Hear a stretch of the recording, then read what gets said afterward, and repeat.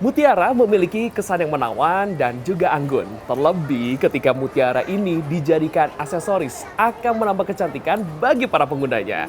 Hal inilah yang menarik sang kreator kita kali ini untuk terus berkarya, menghasilkan kreasi-kreasi yang unik dan juga menarik dari butiran-butiran cantik mutiara. Lalu seperti apa proses kreasinya? Bersama saya Frederico Sinatria, inilah sang kreator selengkapnya.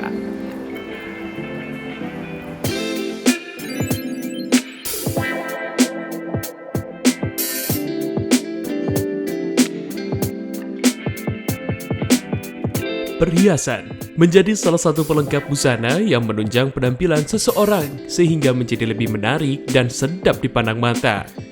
Dari sekian banyak perhiasan yang banyak dikenakan, utamanya oleh kaum wanita, mutiara memberi kesan keanggunan dan elegan kepada pemakainya.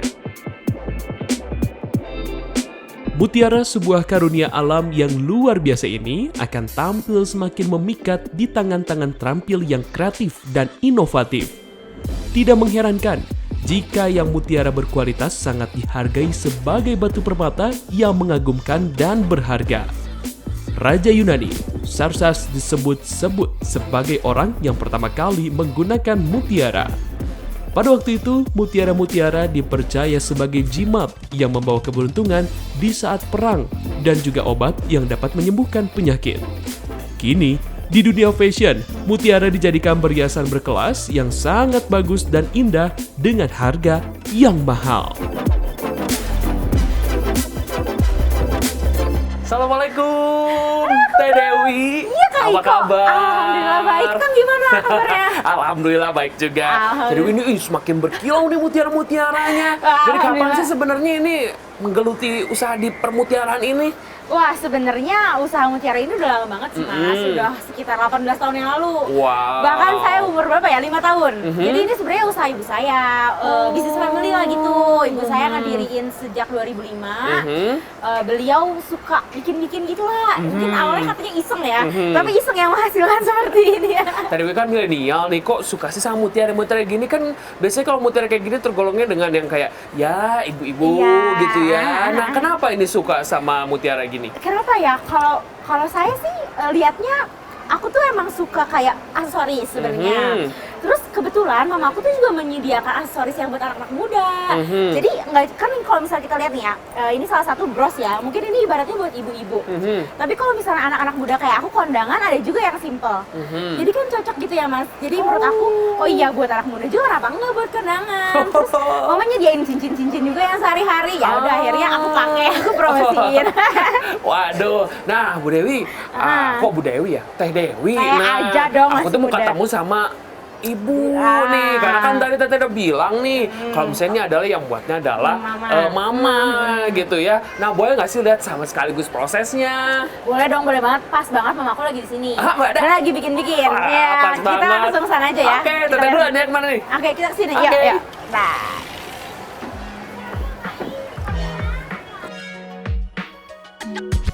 Untuk memenuhi kebutuhan fashion, para pengrajin yang memanfaatkan mutiara air laut maupun air tawar terus berkreasi guna menghasilkan perhiasan atau aksesoris yang indah dan menawan.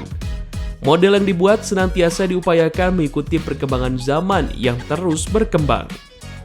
Hal itu pula yang dilakukan oleh sang kreator kita kali ini.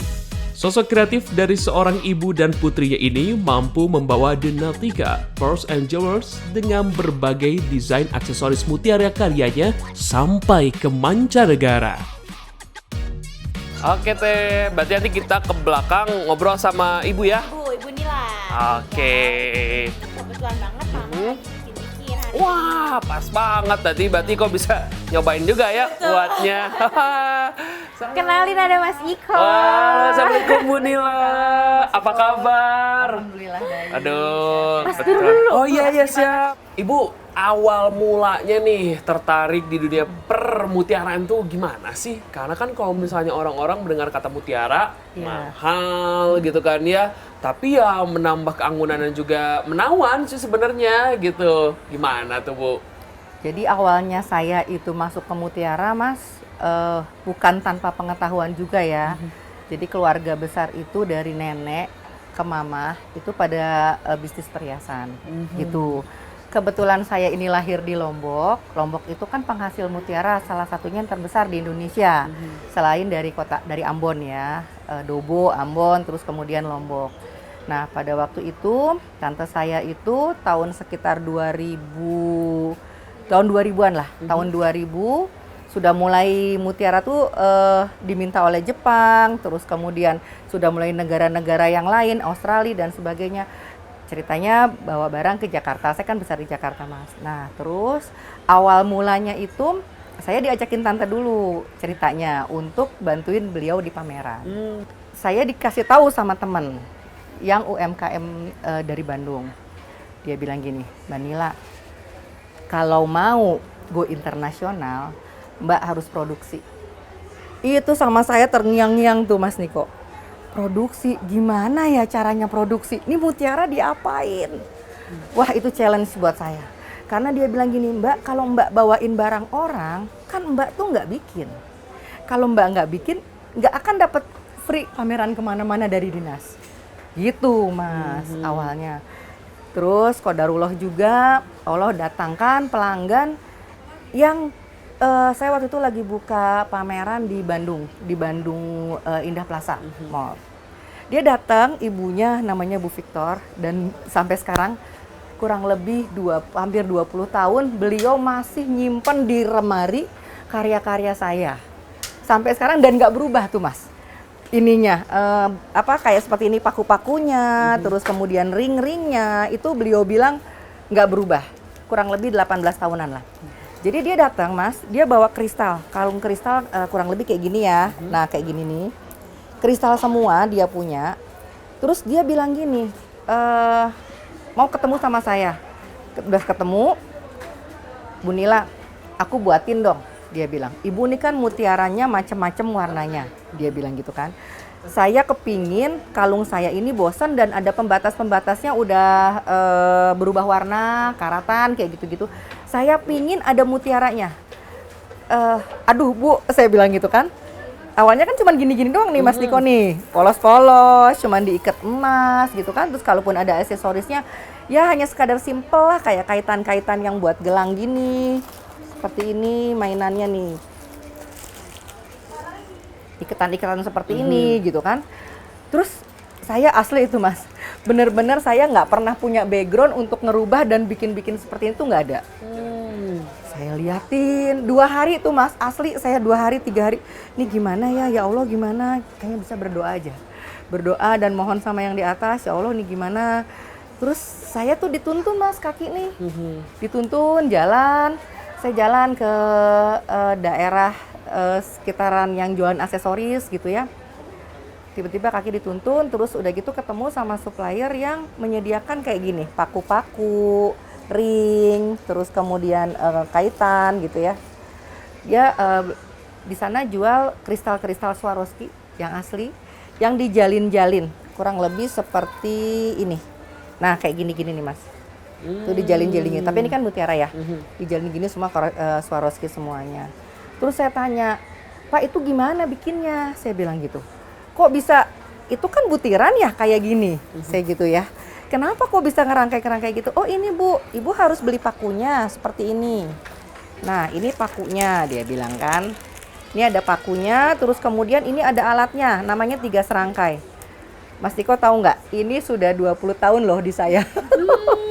Tang ini. Dan ini tuh enak banget gitu ya. Jadi saya beli-beli yang baru juga, kok kayaknya beda gitu.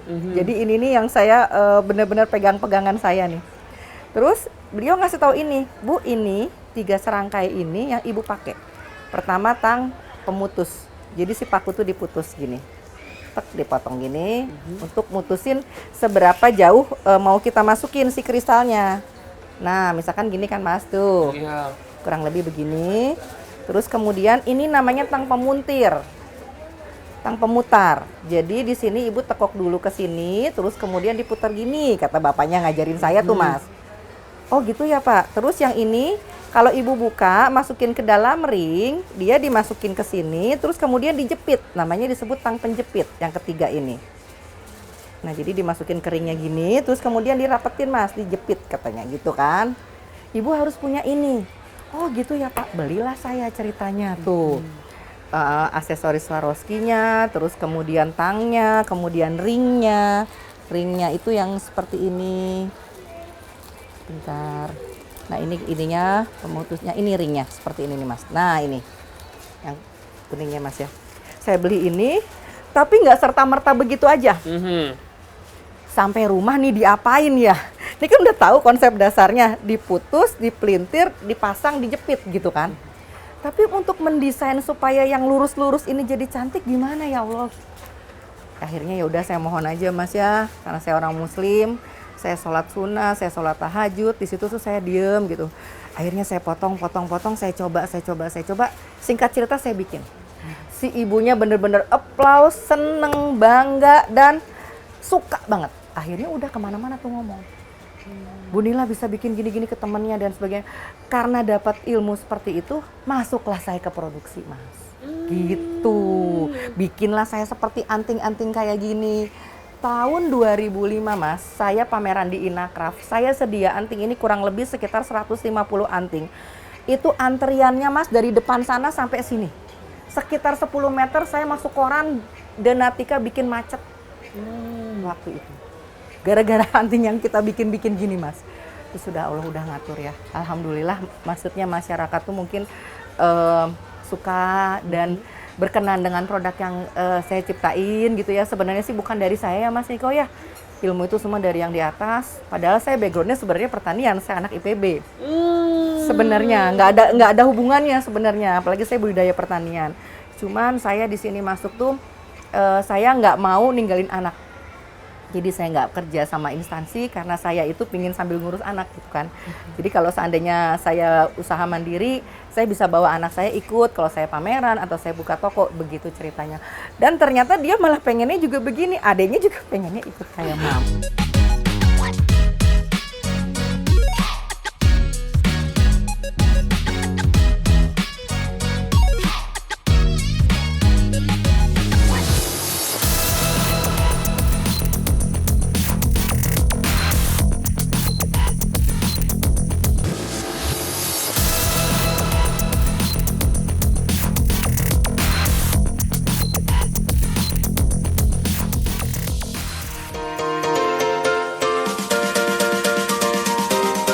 Teh Dewi Dianatika dan Ibu Nila Dehanafi kini semakin tertantang untuk terus berkarya meski badai COVID-19 kemarin sempat membuat jumlah pegawai yang banyak membantunya semakin berkurang. Untuk memenuhi pesanan dan kebutuhan pameran yang sering kali diikutinya, kini ia lebih mempercayakan pegawainya untuk membuat aneka aksesoris yang ringan seperti gelang di rumahnya masing-masing. Sementara, untuk aksesoris yang membutuhkan penanganan khusus seperti pesanan atau perhiasan dengan menggunakan berlian, semua ditangani oleh Ibu Nila. Nah Bu, kalau misalnya kita balik lagi inspirasi nih untuk membuat kan tadi juga terpacu sama ada satu pelanggan yang pengen dibuatin ataupun dimodif lah ya, di-recreate lagi begitu ya koleksinya dia. Tapi untuk menghasilkan karya-karya yang seperti ini, lalu juga wah ini nih tuh. Nah ini tuh dapat inspirasi dari mana sih Bu? Jadi gini Mas, saya tuh nggak bisa bilang juga dari mana ya Mas, dia mengalir begitu aja. Jadi setidaknya bermula dari niat ingin memuaskan pelanggan juga sih Mas. Jadi saya merasa dari dulu tuh ya, saya kan agak keras nih dididik sama papa saya. Pokoknya beliau tuh selalu bilang, kamu tuh pasti bisa.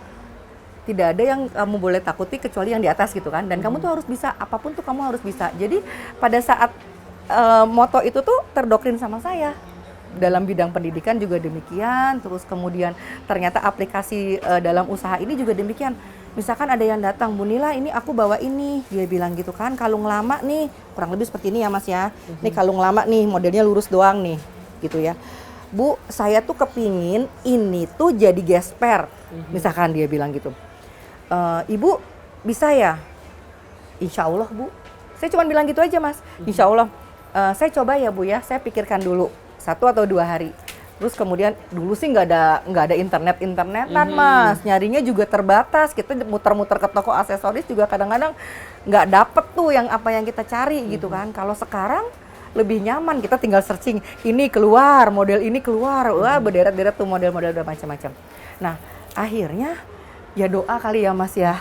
Yang membuat saya tuh bener manusia tuh cuman perantara. Jadi saya tuh cuman ngeliatin gini gitu ya. Ini kalung dari ibu. Diapain ya? Bismillah, ya Allah diapain ya? Gitu Mas. Terus udah gitu nih tangan tiba-tiba coba deh pakai barok gitu ya. Terus coba deh ambil batunya misalkan ini. Akhirnya jadilah kurang lebih nih matching nih Mas. Seperti ini. Ini bisa jadi kepalanya. Tuh nanti kita taruh di sini tengah-tengah. Misal gitu kan? Atau ini bisa jadi kalung. Gitulah Mas kurang lebih. Nah ini belum selesai ya Mas. Karena ini tadinya ini masih jalin-jalin gini. Terus kemudian tadinya ini yang mau saya berangkatin ke New York. Tapi karena terbatas bahan baku yang ini. Dan dapat info dari desainernya. Birunya biru elektrik dan warnanya putih, biru putih. Jadi saya nggak jadi nih pakai ini nih Mas. Jadi tadinya nih mau dikirim ke New York ceritanya. Akhirnya jadilah saya bikin yang ini. Tuh. Ini juga sama, mintanya earpiece. Tuh. Jadi yang ini yang saya berangkatin kemarin di New York sama ini. Sama antingnya.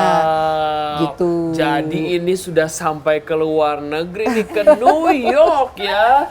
Wah, luar New York biasa Fashion Week banget kemarin ya. bulan Februari tanggal 11. Gitu. Nah, kalau misalnya untuk membuat seperti ini, kalau baju mah ya ada polanya.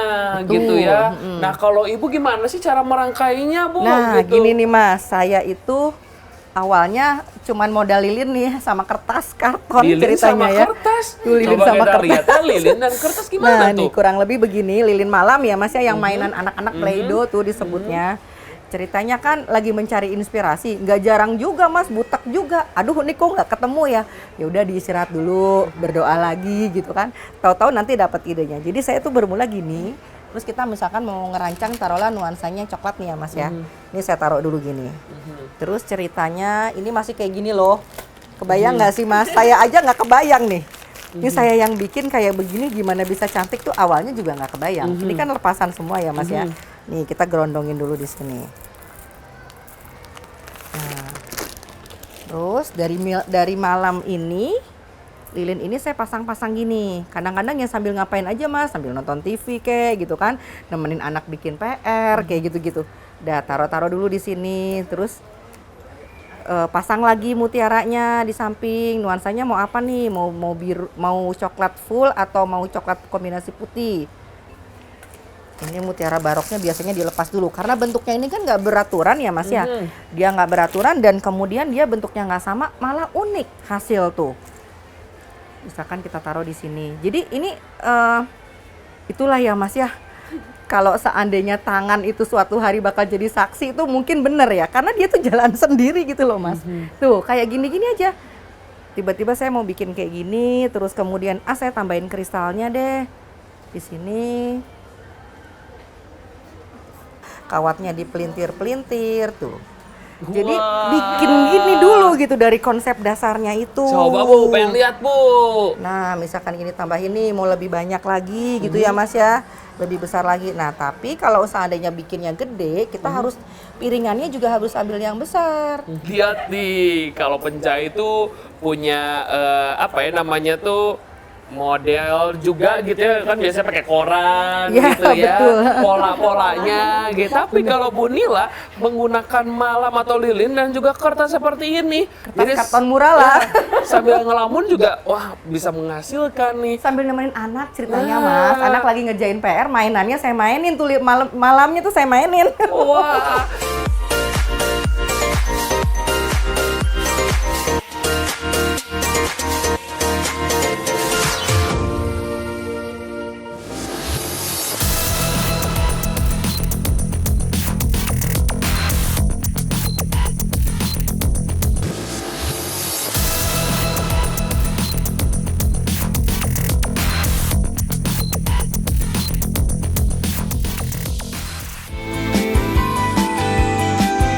Ibu Nila selama ini juga menerima perhiasan yang ingin didaur ulang agar memiliki tampilan yang lebih menarik sesuai keinginan pemesanan. Mutiara-mutiara yang telah dirangkai dengan indahnya oleh Ibu Nila dan Teh Dewi akan terus mewarnai dunia fashion dan menjadi perhiasan yang digemari oleh kaum wanita yang selalu ingin tampil prima dan menawan. Nah, pemirsa sang kreator, kita mau lihat nih gimana sih cara membedakannya mutiara yang palsu dan juga yang asli. Silakan Bu Nila. Baik. Ini yang di tangan kanan saya nih yang palsu ya Mas Niko ya. Ini yang di tangan kiri saya, ini yang asli. Mas Niko boleh pegang deh. Ini tuh sama ini yang asli. Coba bandingin. Sedikit susah ya. Apalagi kalau misalnya mau belanja nanti ke toko souvenir, pasti kan nggak 1, 2 ya. Banyak gitu ya. Ini satu aja kayak gini bingung juga nih ngebedainnya kayak gimana. Apalagi nanti kalau misalnya banyak gitu ya. Nah memang cara membedakannya seperti apa Bu Nila? Itu yang pertama Mas kerasa nggak dari gramasi dia berat. Yang asli itu lebih berat. Iya sih. Ya, lumayan. lebih berat. Nah, yang kedua, kadang-kadang kalau dipegang yang asli itu lebih dingin. Oh iya sih. Tapi ntar dulu Mas, ntar dulu. Kalau seandainya Mas belanjanya di luar negeri, suhunya dingin gimana? Iya itu dia. Bingung dong, ya kan? Nah, jadi gini, ada yang lebih akurat lagi Mas. Jadi itu nggak apa-apa dipegang sama Mas. Dia ini berpasir. Berpasir, yang asli. Yang asli. Kalau yang palsunya itu dia licin karena dia dibuat dari plastikan bahannya. Dan dia kan sangat ringan. Ini kalau yang pertama itu digesek ke email gigi. Jadi ke gigi kita digeseknya begini nih Mas. Nah gini. Bukan digigit ya Mas ya. Karena kalau digigit-gigitnya terlalu keras juga bisa cacat. Karena ini kan hanya lapisan liur dari si kerang kan. Jadi kita geseknya begini nih Mas, digesek. Itu dia kerasa gret gitu. Mas Niko mau nyoba boleh, silakan. Kalau yang palsu itu Ada cara yang lain nggak Bu? oh, siap. Cara Nanti kedua. takut nih saya nih. Gitu ya. Baik, cara kedua nih Mas, nih ada kaca. Tapi kalau kaca kalau seandainya lagi di toko orang, jangan kelihatan dia gesekinnya ke kaca, mungkin kejam gitu kali ya. Gini Mas, kalau yang asli itu dia ada tinggal seperti berpasir. Tuh, gret, kerasa sama tangan kita. Coba Mas Niko boleh nyoba. Sekali kau coba kalau ini, boleh pemirsa ya. sang kreator harus lihat nih. Itu tuh Mas, yang aslinya Nah, ini yang asli ya? Ya. Nah, kita lihat caranya. Dia agak gret. Iya, ada pasir-pasir gitu Nah, ya? ini sebelahnya Mas. Masnya baru akan ngerasa bedanya setelah megang yang palsu. Coba. Oh iya. Licin kan? Licin. Beda kan Mas? Licin. Lagi. Kalau ke email gigi kita lebih berasa dia Mas. Gret gitu. Itu yang paling gampang membedakannya ke gigi biasanya. Karena kita sendiri kan punya sensor ya. Di gigi kita tuh ada rasa kan. Nah, itu paling mudah sebenarnya. Selain itu apa lagi caranya Bu? Yang ketiga nih agak ekstrim sebenarnya. Dibakar. Kenapa tuh kayak ekstrim? Oh dibakar. Dibakar. Kalau yang palsu sebenarnya kelihatan ya Mas ya. Dari kilaunya juga dia mulus, tidak ada cacat. Terus kemudian dia sangat-sangat mengkilat gitu. Tapi bisa dilihat dia benar-benar mulus dan bersih, tidak ada titik-titiknya. Malah kalau asli itu ada titik-titiknya malah lebih aman, gitu. Nah, Mas Iko, nih kita nyobain yang mutiara yang palsu dulu ya. Dia kalau di palsu itu kira-kira kita bakar juga nggak terlalu lama, kurang lebih hanya sepersekian detik. Itu gini Mas, tuh bisa lihat ya. Dia langsung terbakar. Kalau agak lama dia menjalar. Tuh ya Mas, kelihatan ya. Tuh berapa Itu yang detik tuh Mas? palsu tuh, Coba nanti ya. nah sekarang yang ini ya, yang aslinya nih.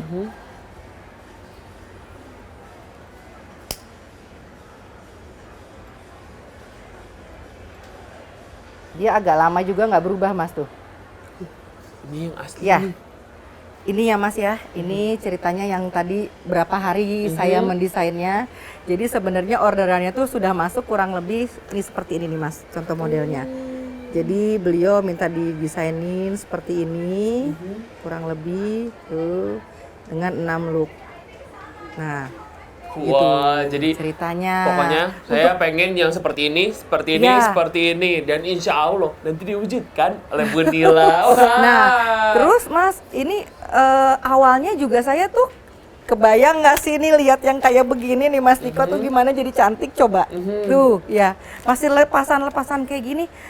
Dah saya cari-cari dulu bahan gitu ya yang kira-kira ornamennya apa, disesuaikan dengan barang-barang yang memang sudah ready di rumah. Terus kemudian saya kontak beliau warnanya apa, nuansa pakaian yang akan ditampilkan tuh apa. Waduh, mantep banget ya. Bu Nila, terima kasih ya. Teh Dewi, terima kasih pengalamannya dan juga ilmu-ilmunya yang diberikan gitu ya. Sukses dan sehat selalu buat Bu Nila dan juga Teh Dewi ya. Buat Mas Ternyata Diko nih juga. pemirsa sang kreator dari butiran-butiran, boleh dipinjam nggak sih Bu Boleh, butiran-butirannya nih ya? mangga. Ini tadi Bu Nila aja bingung, aduh Mas Diko, gimana caranya hal ini ya, butiran-butiran kayak gini menjadi sesuatu yang menarik dan makin menawan dan anggun penggunanya. Tapi dengan keinginan yang kuat begitu ya, doa yang kuat begitu ya, dan selalu mencari inspirasi dan kerja dengan yang ikhlas, pasti akan menghasilkan karya-karya yang luar biasa. Semoga saja sang kreator kita kali ini terus membuka wawasan Anda dan terus menjadi inspirasi untuk kita semua terus berkreasi. Akhir kata, saya Frederico Sinatria. Sampai jumpa di sang kreator selanjutnya. Bye!